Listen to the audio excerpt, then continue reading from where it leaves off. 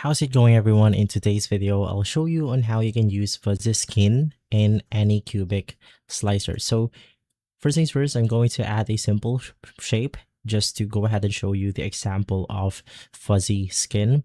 From there, you simply want to head over to the others option, scroll down, and then you want to navigate through the special category. So it's going to be this one, special mode.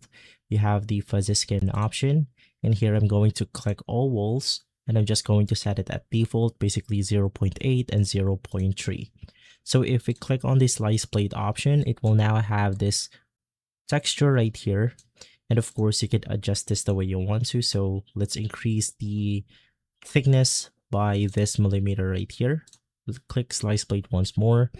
And from there, now it's even more thicker.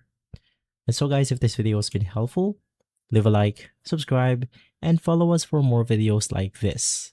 Thanks for watching.